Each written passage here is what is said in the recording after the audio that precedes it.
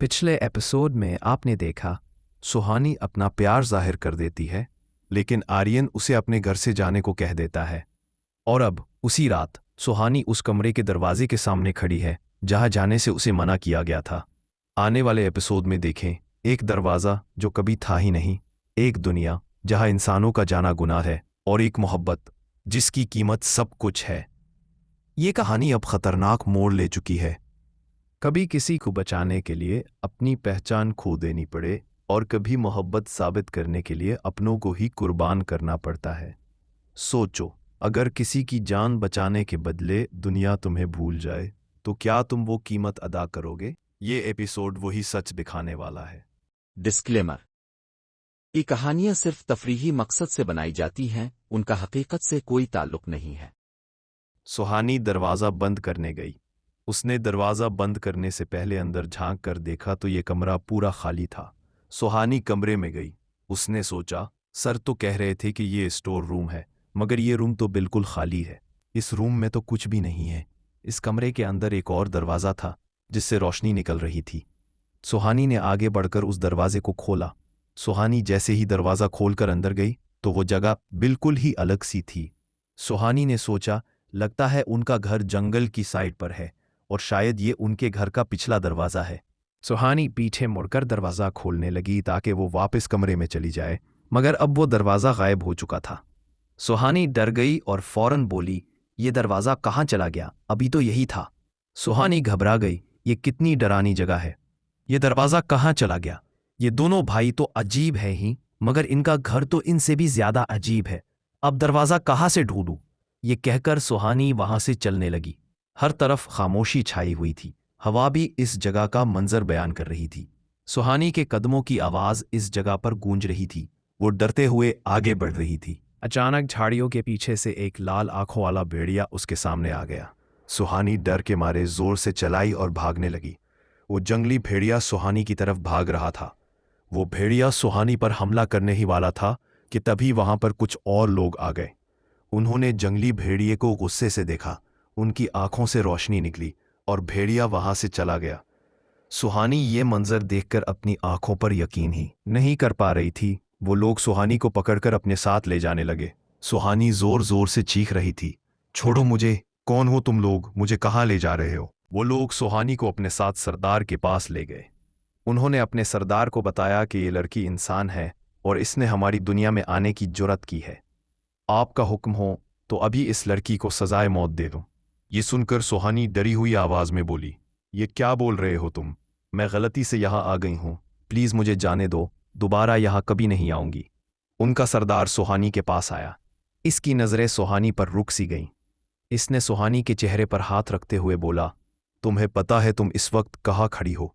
ये जगह कोई आम जगह नहीं थी। ये जिन्नों के बसीरों में शामिल थी, और ये काल है जो इस कबीले का सरदार है। सुहानी डर के मारे कांप रही थी। इस सरदार को सुहानी बहुत अच्छी लग गई। उसने सुहानी से कहा, तुम इस वक्त जिन्नों के कबीले में खड़ी हो और तुम तो कोई स्वर्ग से उतरी हुई अफसरा लग रही हो, मगर तुम इंसान हो और अब तुम मेरी हो। पीछे से एक जिन ने कहा, ये क्या बोल रहे हो तुम? ये लड़की इंसान है, इसे मारो और इसका काम खत्म करो। काल को गुस्सा आ गया। उसने फौरन उस जिन को सजाए उम्र कैद दे दी। फिर काल ने सुहानी से कहा, तुम इंसान क्यों हो? तुम्हें हमारी दुनिया की होना चाहिए था, मगर तुम फिक्र मत करो, मैं अभी तुम्हें इस दुनिया की रानी बना दूंगा। सुहानी फौरन बोली, ये क्या बोल रहे हो तुम? मैंने कहा मुझे जाने दो, मेरे घर जाने दो। काल ने जोर से सुहानी का गला पकड़ा और बोला, मैं तुम्हें अपने दिल की रानी बनाने की बात कर रहा हूं और तुम अपने घर जाना चाहती हो। सुहानी को शदीद दर्द होने लगा। काल ने सुहानी का गला छोड़ दिया और उससे कहा, तुम फिक्र मत करो, 2 मिनट में ही तुम्हारी रूह इस बेकार से जिस्म से बाहर आ जाएगी और तुम सदियों के लिए मेरी हो जाओगी। काल ने पहरेदारों को हुक्म दिया और बोला, इसकी रूह इसके जिस्म से पूरी हिफाजत के साथ अभी निकालो। काल खुद अपनी जगह जाकर बैठ गया। सुहानी डर गई। उसने अपनी आंखें बंद कर ली। वो जिन अपनी खतरनाक ताकतों से सुहानी पर वार करने ही वाला था कि उसी वक्त आर्यन आ गया। आर्यन ने उस जिन को उसी लम्हे जलाकर राख कर दिया। सुहानी ने अपनी आंखें खोली तो उसके सामने आर्यन खड़ा था। वहां खड़े सारे जिन आर्यन को देखकर पीछे हट गए। आर्यन को देखते ही काल को गुस्सा आ गया और वो गुस्से में आर्यन से बोला, तुम्हारी हिम्मत कैसे हुई इस जिन को खत्म करने की? आर्यन ने काल से कहा, कोई भी इस लड़की को कुछ नहीं कहेगा। काल गुस्से से बोला, तुम एक सरदार के सामने ऐसे बात नहीं कर सकते। वो जिन मेरे हुक्म की तामील कर रहा था, तुमने उसे मारकर अच्छा नहीं किया। आर्यन अपनी सर्द आवाज में बोला, ये लड़की यहां गलती से आई है, उसे जाने दो। काल ने हल्की सी तंजिया मुस्कुराहट के साथ कहा, मैं इस लड़की को वापस जाने की इजाजत नहीं दे सकता। इसने हमारा कबीला देख लिया है, अब इस लड़की की मौत पक्की है। आर्यन ने गुस्से से कहा, मैंने तुम्हारी इजाजत नहीं मांगी, मैं तुम्हें बता रहा हूं, मैं इस लड़की को लेने आया हूं और उसे लेकर ही जाऊंगा। काल को गुस्सा आ गया और उसने आर्यन पर हमला करना शुरू कर दिया। आर्यन ने भी उस पर जवाबी हमला किया। दोनों के दरमियान जबरदस्त लड़ाई शुरू हो गई, मगर आखिरकार आर्यन ने काल को नीचे गिरा दिया। आर्यन के वार से काल जख्मी हो चुका था। आर्यन गुस्से से बोला, मैंने सरदारी छोड़ी है, इसका मतलब ये नहीं कि मैं तुमसे लड़ नहीं सकता। मैंने अपनी मर्जी से तुम्हें सरदारी दी थी। ये समझने की भूल मत करना कि मैं तुमसे डरता हूं। दोबारा इस लड़की के बारे में सोचना भी मत। ये कहकर आर्यन सुहानी के पास आया। उसने सुहानी का हाथ पकड़ा और वहां से ले गया। काल जख्मी हालत में था, मगर उसकी आंखों में बेपनाह गुस्सा था। पहरेदार काल को सहारा देकर कमरे में ले गए। आर्यन भी सुहानी को घर ले आया। आर्यन ने गुस्से से कहा, मैंने तुम्हें मना किया था उस कमरे में जाने से, फिर क्यों गई तुम उस कमरे में? सुहानी बहुत डरी हुई थी। उसने आर्यन से कांपती हुई आवाज में पूछा, कौन हो तुम और अभी जो सब कुछ हुआ वो क्या था? आर्यन खामोश खड़ा रहा। सुहानी ने थोड़ी ऊंची आवाज में कहा, मैं पूछ रही हूं, कौन हो तुम?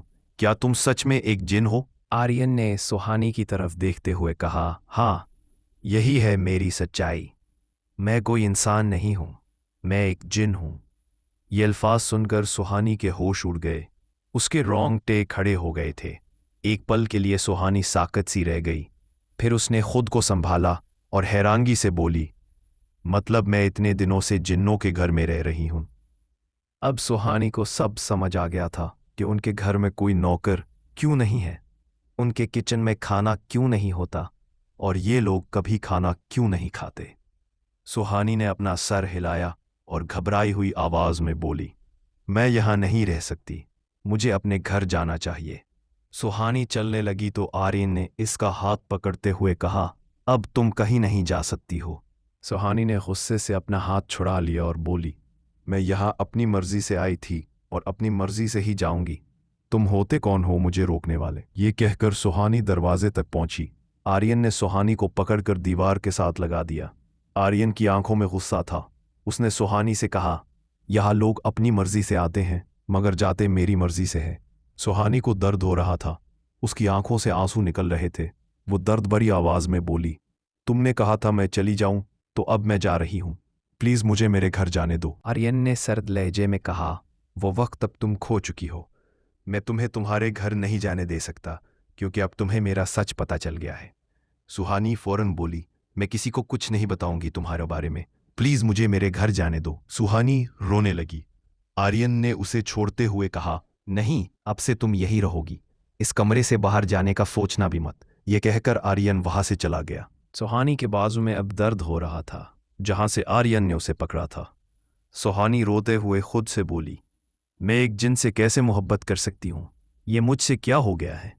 आर्यन समीर के पास आया और उससे बोला, तुमने दरवाजा ठीक से बंद क्यों नहीं किया था? समीर माफी मांगते हुए बोला, सॉरी भाई, जब मैंने आप और सुहानी की आवाजें सुनी तो मैं दरवाजा बंद करना भूल गया। आर्यन ने समीर की तरफ गुस्से से देखते हुए कहा, अब गलती की है तो सजा भी मिलेगी, तुम्हारा जादू करना बंद।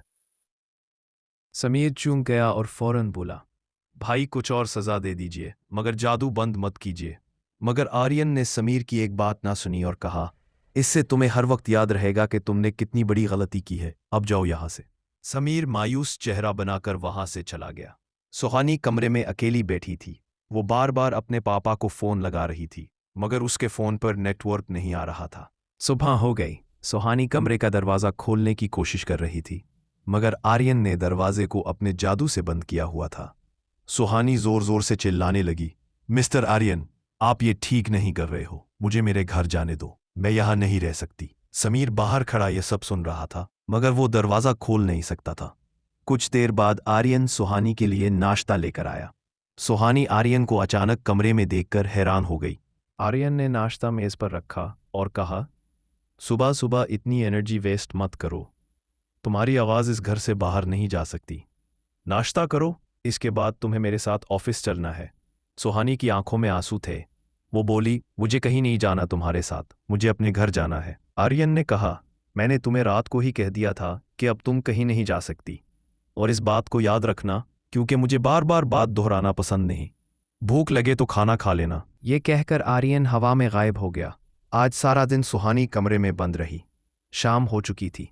आर्यन स्टडी रूम में बैठा काम कर रहा था कि इतने में समीर आया और बोला, भाई, सुहानी के पापा का कार एक्सीडेंट हो गया है। वो इस वक्त हॉस्पिटल में है। मिसेस मल्होत्रा की कॉल आ रही है। वो सुहानी से बात करना चाहती हैं। आर्यन ने काम करते हुए सर उठाया। वो खामोश बैठा रहा। समीर ने कहा, भाई, आप क्या सोच रहे हो? मुझे लगता है हमें सुहानी को उसके पापा के पास ले जाना चाहिए, क्योंकि सब लोगों को पता है कि उनकी बेटी हमारे यहाँ जॉब कर रही है। अगर आपने सुहानी को जाने नहीं दिया तो लोग हमारे बारे में क्या सोचेंगे? आर्यन ने एक गहरी सांस लेते हुए कहा, तुम ठीक कह रहे हो। फिर आर्यन सुहानी के कमरे में गया। सुहानी दरवाजे के पास ही बैठी हुई थी और उसने खाना भी नहीं खाया था। आर्यन सुहानी का हाथ पकड़ने लगा तो सुहानी डर गई और फौरन खड़ी हो गई। आर्यन ने सुहानी की तरफ देखते हुए कहा, चलो मेरे साथ। सुहानी डर कर पीछे हटते हुए बोली, मुझे कहीं नहीं जाना तुम्हारे साथ, मुझे बस अपने घर जाना है। आर्यन ने आगे बढ़कर सुहानी का हाथ पकड़ा। सुहानी अपना हाथ छुड़वाने की कोशिश कर रही थी और कह रही थी, छोड़ो मुझे, मैंने कहा ना, मुझे तुम्हारे साथ कहीं नहीं जाना। आर्यन ने अपना जादू किया और पलक झपकते ही ये दोनों हॉस्पिटल में थे। आर्यन ने सुहानी से सर्द आवाज में कहा, मेरे बारे में किसी को कुछ बताने का सोचना भी मत। तुम्हें यहाँ इसलिए लेकर आया हूँ क्योंकि तुम्हारी माँ तुमसे मिलना चाहती है। सुहानी अपनी माँ का नाम सुनकर हैरान हो गई और बोली, मेरी माँ हॉस्पिटल में है।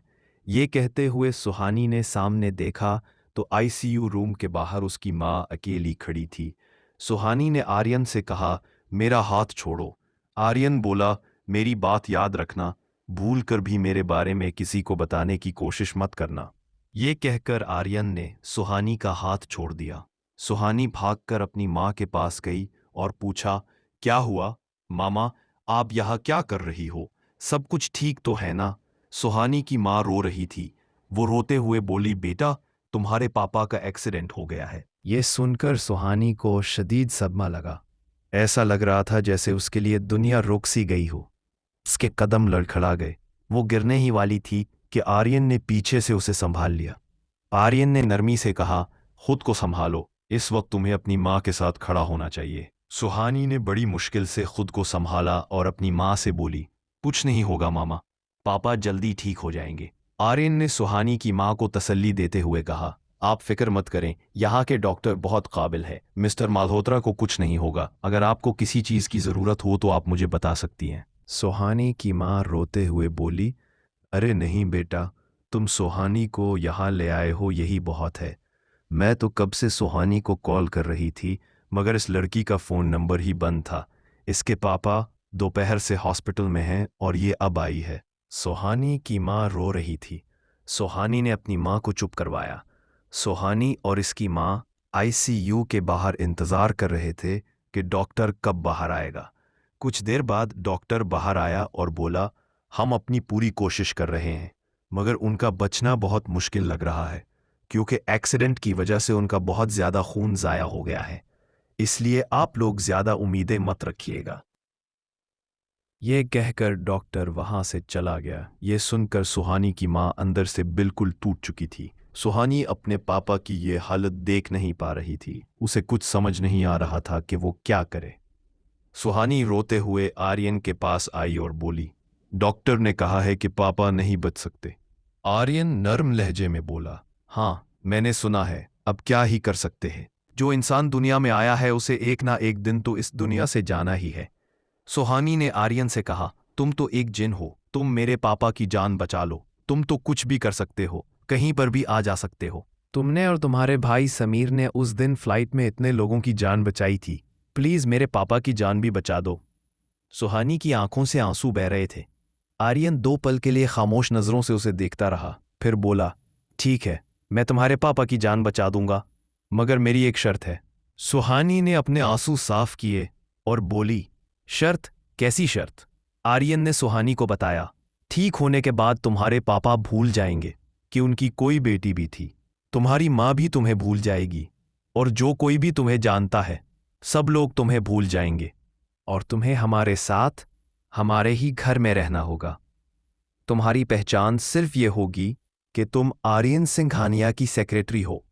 क्या तुम्हें यह शर्त मंजूर है? ये सुनकर सुहानी के जैसे पांव तले जमीन ही निकल गई हो, मगर वो अपने पापा को ऐसे मरते हुए भी नहीं देख सकती थी। सुहानी ने अपने दिल पर पत्थर रखकर आर्यन की इस शर्त को मान लिया और हाँ में सर हिलाते हुए बोली, ठीक है, मुझे तुम्हारी शर्त मंजूर है। इसके बाद आर्यन आईसीयू रूम में गया और अपने जादू से मिस्टर मल्होत्रा की जान बचाई, और फिर आर्यन वहां से चला गया। सुहानी अपनी माँ के पास ही बैठी हुई थी कि इतने में डॉक्टर आया और बोला, लगता है भगवान ने आपकी सुन ली है, अब आपके हस्बैंड खतरे से बाहर हैं, उन्हें थोड़ी देर बाद दूसरे रूम में शिफ्ट कर दिया जाएगा। ये सुनकर सुहानी और उसकी माँ ने जैसे दोबारा जान आ गई हो। सुहानी ने अपनी माँ को गले लगाया और बोली, देखा मामा, मैंने कहा था ना पापा को कुछ नहीं होगा। सुबह हुई तो सुहानी के पापा होश में आ गए थे। डॉक्टर ने कहा, आप पेशेंट से मिल सकते हैं। सुहानी और उसकी माँ रूम में गई। अब सुहानी के पापा की तबीयत पहले से बेहतर थी। सुहानी आगे बढ़कर अपने पापा से मिली, मगर उसके पापा ने उसे पहचानने से इनकार कर दिया और पूछा, तुम कौन हो बेटा? सुहानी हैरान हो गई। राजीव मल्होत्रा ने अपनी बीवी से पूछा, ये लड़की कौन है? मगर अब वो सुहानी को पहचान नहीं पा रही थी। उन्होंने कहा, पता नहीं राजीव, ये कौन है? मैं इस लड़की को नहीं जानती। राजीव ने अपनी हल्की आवाज में पूछा, बेटा, तुम कुछ बोल क्यों नहीं रही? तुम्हें किससे मिलना है? ये सुनते ही सुहानी बेहोश हो गई और फर्श पर गिर गई। सुहानी की माँ ने घबरा कर डॉक्टर को बुलाया और कहा, एक लड़की यहाँ बेहोश हो गई है, आप जल्दी से आए और इस लड़की को चेक करें। डॉक्टर ने सुहानी को चेक किया और कहा, कोई घबराने की बात नहीं है, लगता है इस लड़की ने कल से कुछ खाया नहीं है, इसलिए इसे चक्कर आए हैं। वैसे क्या ये लड़की आपके साथ है? सुहानी की माँ ने कहा, नहीं, हम नहीं जानते ये लड़की कौन है। इतने में वहां आर्यन आया और बोला, ये लड़की मेरी सेक्रेटरी है। सुहानी की माँ बोली, तो आपको इस लड़की के साथ रहना चाहिए था। डॉक्टर ने आर्यन से कहा, ओह, तो आपको इनका ख्याल रखना चाहिए था, इस लड़की ने कल से कुछ नहीं खाया। आर्यन ने डॉक्टर से कहा, जी मैं आगे से इस लड़की का ख्याल रखूंगा। फिर डॉक्टर और सुहानी की माँ वहां से चले गए। आर्यन सुहानी को होश में ले आया। सुहानी होश में आते ही अपने पापा के पास जाने लगी, तो आर्यन ने उसे रोक दिया और बोला, तुम्हें तुम्हारी शर्त तो याद है ना? सुहानी ने आर्यन की तरफ देखते हुए कहा, हाँ मुझे याद है, क्या मैं आखिरी बार अपनी फैमिली से मिल सकती हूँ? आर्यन थोड़ा सोचते हुए बोला, ठीक है, मगर यह आखिरी बार ही होना चाहिए। फिर सुहानी बाहर से ही अपनी माँ और पापा को देख रही थी। उसकी आंखों में पानी झलक रहा था। आर्यन ने पीछे से कहा, अब हमें चलना चाहिए। फिर आर्यन सुहानी को लेकर घर आ गया। रात हो गई। सुहानी अपने कमरे में अकेली बैठी थी। अब सुहानी को इस घर में डर लग रहा था और नींद भी नहीं आ रही थी। उतने में उसके कमरे के बाहर समीर आया। समीर ने दरवाजे पर दस्तक दी तो सुहानी और ज्यादा डर गई। उसकी हिम्मत ही नहीं हो रही थी कि दरवाज़ा खोले। समीर ने सुहानी को आवाज़ देते हुए कहा, सुहानी दरवाज़ा खोलो, मैं हूं। सुहानी ने डरते हुए दरवाज़ा खोला तो समीर अंदर आ गया और बोला, इतनी देर कौन लगाता है दरवाज़ा खोलने में? मगर सुहानी डरी हुई एक कोने में खड़ी थी। समीर ने सुहानी से कहा, तुम वहाँ क्यों खड़ी हो? यहाँ आओ, मैं तुम्हारे लिए खाना लाया हूँ। तुम जब से घर आई हो ना, कमरे से बाहर निकली हो और ना ही तुमने कुछ खाया है। ये लो, खा लो खाना। सुहानी ने समीर से डरी हुई आवाज़ में कहा, मुझे भूख नहीं है, तुम चले जाओ यहाँ से। समीर ने सुहानी की तरफ देखते हुए बोला, तुम्हें मुझसे डर लग रहा है। सुहानी ने कहा, तुम भी तो अपने भाई की तरह एक जिन ही तो हो। जैसे तुम्हारे भाई ने आज मुझसे मेरी फैमिली छीन ली है। तुम दोनों जिन हो। तुम क्या जानो, जब आप किसी से बहुत प्यार करते हो और वो आपसे दूर हो जाए तो क्या बीतती है। समीर ने सुहानी को अपने और अपने भाई के बारे में सब कुछ बता दिया कि कैसे ये दोनों अपना कबीला छोड़कर यहाँ आए। समीर ने सुहानी को बताया, मेरा भाई ऐसा कभी नहीं था, वो भी खुश होता था, सबके साथ खुश रहता था। जब हम अपने कबीले में थे तो आर्यन भाई एक जीनी जिसका नाम गोरी था, भाई उससे बहुत प्यार करते थे और गोरी भी आर्यन भाई से बहुत प्यार करती थी। वो चाहती थी कि भाई इस कबीले का सरदार बन जाए और फिर वो भाई से शादी करेगी। काल और आर्यन भाई के बीच में मुकाबला होने वाला था और जो जीतेगा उसे ही कबीले का सरदार बनाया जाना था। जिस रात दोनों के दरमियान मुकाबला होना था उस दिन गोरी की मौत हो गई। भाई इस सदमे से बाहर ही नहीं निकल पा रहे थे। आर्यन भाई ने काल के साथ कोई मुकाबला भी नहीं किया। सब कबीले वालों ने काल को सरदार बना दिया। कबीले में हर जगह भाई को गोरी की याद आती थी, इसलिए हम अपना कबीला छोड़कर यहाँ इंसानों के बीच में रहने आ गए। हम जिन्हों को भी प्यार होता है सुहानी, हमारे अंदर भी फीलिंग्स होती हैं। भाई अब भी गोरी को अपने ख्वाबों में याद करते हैं। हमसे डरने की ज़रूरत नहीं, क्योंकि हमने कभी भी किसी इंसान को कोई नुकसान नहीं पहुंचाया। सुहानी ने समीर से पूछा, तुम दोनों तो जिन हो, तो क्या जिनों को भी बिजनेस करना पड़ता है? समीर ने मुस्कुराते हुए कहा, हाँ, यहाँ आकर पता चला कि पैसे कमाना ज़रूरी है, इसलिए हम अपने काम के लिए ज़रूरतमंद लोगों को हायर करते हैं और एक ऐसी सेक्रेटरी रखते हैं जो सारा काम खुद करे, खामोशी से, जिसके आगे पीछे कोई ना हो। क्योंकि हमारी उम्र नहीं बढ़ती, इसलिए हम एक ही जगह पर नहीं रह सकते।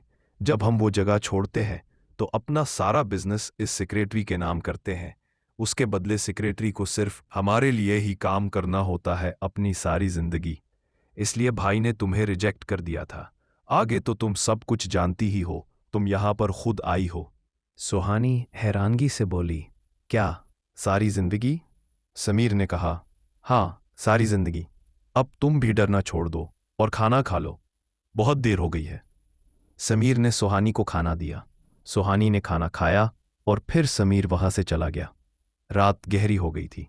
सुहानी इसी सोच में डूबी हुई थी कि अब उसे सारी जिंदगी इस घर में गुजारनी पड़ेगी। इधर आर्यन अपने कमरे में सोया हुआ था। आर्यन ख्वाब में बहुत खुश था।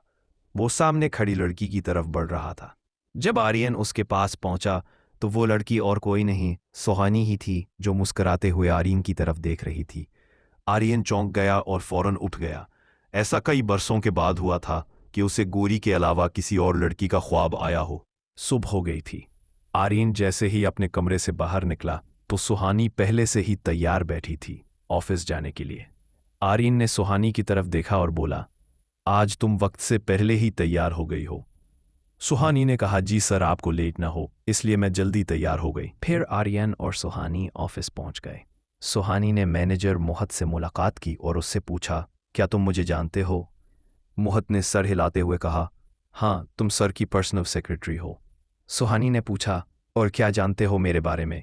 मोहत ने सोचते हुए कहा, और तो तुम्हारे बारे में कुछ नहीं जानता। फिर मोहत बोला, मुझे एक ज़रूरी काम है, हम बाद में बात करते हैं। ये कहकर मोहत चला गया। सुहानी खुद से बोलने लगी, इस जिन ने तो सच में मेरी पहचान छीन ली। आर्यन अपने कैबिन में अकेला बैठा हुआ था, मगर उसे बार बार रात का सपना याद आ रहा था, जैसे सुहानी ने सच में आर्यन के दिल में अपनी कोई खास जगह बना ली हो। सुहानी आज पूरा दिन आर्यन के कैबिन में नहीं आई। वो मोहत के पास बैठकर उसी के कैबिन में फाइलों का काम करती रही। रात हो गई थी। आर्यन सुहानी के पास आया और बोला, चलो, घर जाने का वक्त हो गया है। सुहानी ने काम करते हुए कहा, सर, ये फाइल का थोड़ा सा काम रह गया है। मोहत ने कहा था इस फाइल का काम खत्म करने के बाद ही मैं घर जाऊं। आर्यन बोला, तुम ये काम घर जाकर भी कर सकती हो, देखो सब लोग चले गए हैं। सुहानी फाइल का काम बंद नहीं कर रही थी। वो काम करते हुए ही बोली, अगर आपको घर जाना है तो आप जा सकते हैं, मैं आज यही ऑफिस में ही रुक जाऊंगी। आर्यन भी सुहानी के पास बैठ गया और बोला, तुम काम खत्म कर लो, फिर साथ ही घर जाएंगे। सुहानी खामोश बैठी अपना काम कर रही थी और आर्यन सुहानी को देख रहा था, जैसे वो खुद भी चाह रहा हो कि सुहानी भी उसकी तरफ देखे। मगर सुहानी ने एक बार भी आर्यन की तरफ नहीं देखा। वो बस अपने काम में मसरूफ थी। सुहानी का काम खत्म हो गया था। सुहानी ने कहा, चलिए सर, मेरा काम खत्म हो गया है, चलिए घर चलते हैं। मगर सुहानी आर्यन की तरफ देख ही नहीं रही थी, जिससे आर्यन को थोड़ा बुरा तो लग रहा था। फिर सुहानी और आर्यन घर आ गए। समीर ने सुहानी से पूछा, आज आने में इतनी देर कर दी तुमने, आ जाओ साथ में खाना खाते हैं। मगर सुहानी थकी हुई आवाज में बोली, आप दोनों खाना खा लें, मैं कैंटीन से अपने लिए सैंडविच और बिस्किट ले आई हूं, आपको मेरे खाने की फिक्र करने की जरूरत नहीं। ये कहकर सुहानी अपने कमरे में चली गई। समीर ने आर्यन से पूछा, क्या हुआ भाई, आपने फिर सुहानी को डांटा है? आर्यन ने कहा, नहीं, मैंने उसे आज पूरा दिन कुछ नहीं कहा। शायद ज्यादा काम करने की वजह से थक गई होगी। फिर आर्यन अपने कमरे में चला गया। सुहानी अपने कमरे में बैठी सैंडविच खा रही थी। सुहानी को समीर की बातें याद आ रही थीं कि आर्यन किसी से प्यार करता था। सुहानी ने अपने हालात से समझौता तो कर लिया था, मगर ये बात उसके सीने में बार बार चुभ रही थी। वो खुद से ही बात करने लगी, मेरी किस्मत भी कितनी अजीब है, पहले जो लड़का पसंद आया वो जिन निकला, अभी यही बात का सदमा पूरा नहीं हुआ। इतने में उसके भाई ने यह भी बता दिया कि वो किसी और से प्यार करता है। सुहानी मायूस थी। सुहानी बेड पर लेट गई और सो गई। आर्यन सुहानी के बारे में ही सोच रहा था। उसे बुरा लग रहा था कि सुहानी आज पूरा दिन ना ही उसके पास आई और ना ही उससे कोई बात की। आर्यन को खुद पर गुस्सा भी आ रहा था। वो खुद से ही बोल रहा था, मैं यही तो चाहता था कि सुहानी मुझसे दूर रहे, मुझसे बात न करे, तो अब मुझे इतना बुरा क्यों लग रहा है? आर्यन ने सोचते हुए अपना हाथ सामने आईने पर मार दिया। आईना टूट गया और आर्यन के हाथ से खून निकलने लगा। इधर काल के जख्म अब भर चुके थे। काल ठीक हो गया था और गुस्से से बैठा था। काल की आंखों में इंतकाम की आग जल रही है और उसकी नजरें सिर्फ एक नाम पर टिकी थी, सुहानी पर। और वो बोल रहा था, आर्यन, मैं भी देखता हूं तुम कब तक इस लड़की को मुझसे बचाते हो। अब देखें आगे क्या होता है। क्या काल सुहानी को यहां से ले जाने में कामयाब होगा? क्या आर्यन, जो बरसों से अपने दिल को पत्थर बनाए बैठा था, पहली बार खुद से हार जाएगा? क्या आर्यन वाकई सुहानी से मोहब्बत कर बैठेगा? और क्या सुहानी हमेशा के लिए इस घर में कैद हो जाएगी? मोहब्बत बदले और खौफ के इस खेल में एक फैसला सब कुछ बदल देगा। देखिए अगला एपिसोड, जहां हर राज खतरा बन जाएगा। अगर आपको ये वीडियो पसंद आए तो लाइक, शेयर और कमेंट करना ना भूलें और सब्सक्राइब करें मज़ीद ऐसी दिलचस्प कहानियों के लिए। अगर आपने अभी तक इस कहानी का पहला, दूसरा, तीसरा और चौथा एपिसोड नहीं देखा तो अभी देखें, लिंक डिस्क्रिप्शन में मौजूद है।